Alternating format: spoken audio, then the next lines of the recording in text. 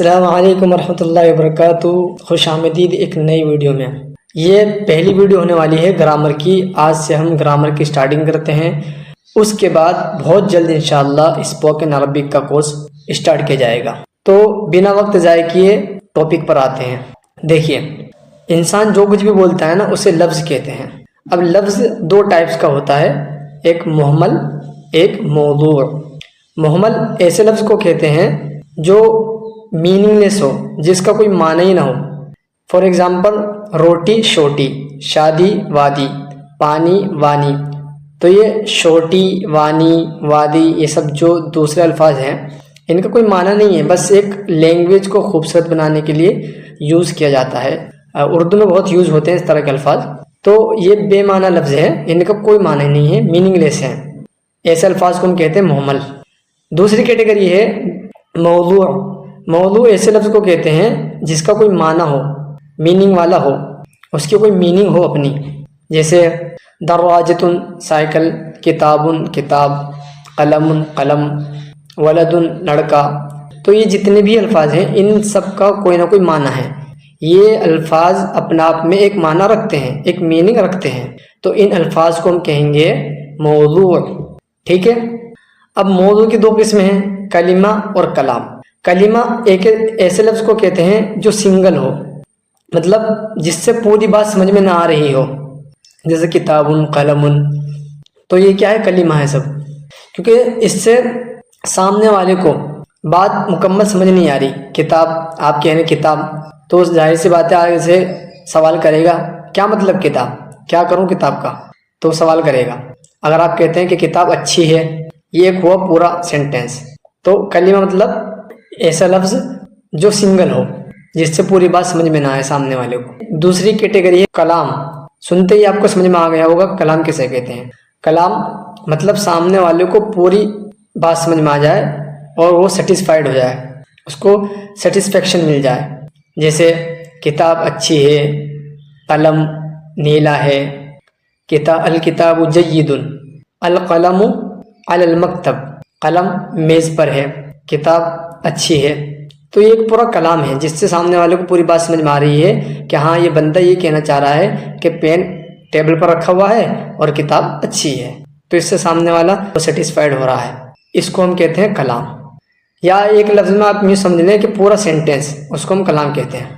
اب کلمے کی تین قسمیں ہیں، اسم، فعل، حرف۔ اسم کہتے ہیں ناؤن، نیم آف اینی تھنگ، کسی بھی چیز کا نام، سٹی کا، کسی کنٹری کا، کسی چیز کا، کسی شخص کا، کیڑے مکوڑے جانور کا، پھول کا، سبزیوں کا، کسی کا بھی نام ہو اس کو ہم کہیں گے اسم، ناؤن۔ اور اس میں کوئی زمانہ نہیں پایا جاتا، یعنی پاسٹ، فیوچر اور پریزنٹ، یہ ایسا کوئی زمانہ اس میں نہیں پایا جائے گا۔ دوسری کیٹیگری ہے فعل۔ فعل یعنی ورب، جس کو انگلش میں ورب کہتے ہیں، جو کسی ایکشن کو ظاہر کرے، جیسے جلس ولد علی الکرسی، کہ لڑکا کرسی پر بیٹھا ہے۔ ٹھیک ہے، تو اس میں جلسہ یہ فعل ہے، ورب ہے، کہ جو لڑکے کے بیٹھنے کے ایکشن کو بتا رہا ہے۔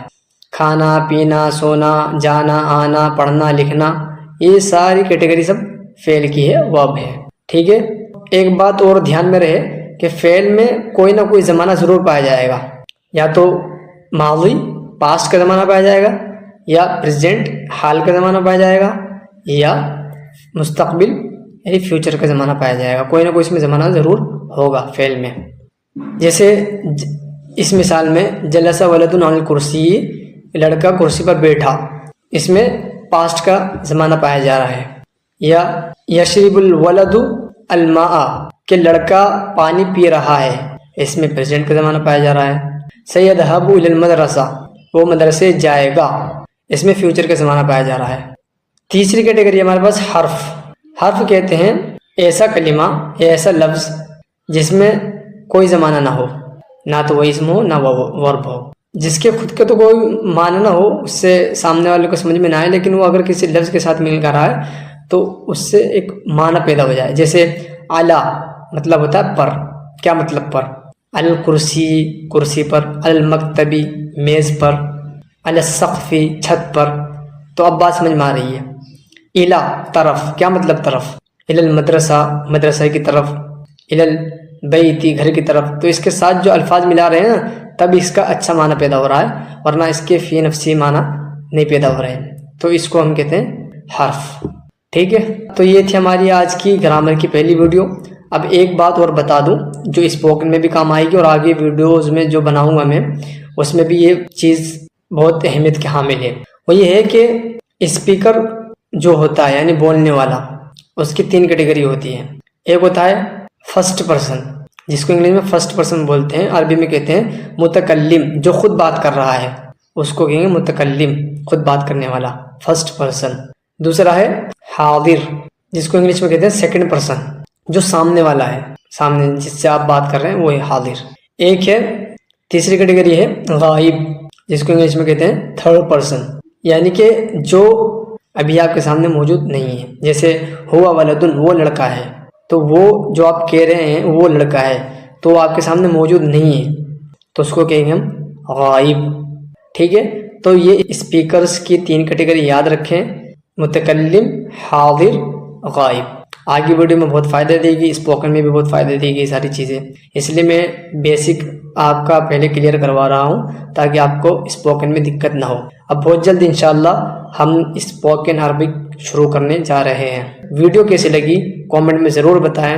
کوئی کوشچن ہو تو ضرور پوچھیں، ای میل پر پوچھ سکتے ہیں یا تو کامنٹ میں پوچھ سکتے ہیں. تب تک کے لیے اپنا خیال رکھیے، پریکٹس کیجئے، نوٹس بنائیے، فوٹو کلک کر کے مجھے ای میل کریے، یہی آپ کا ہوم ورک ہے.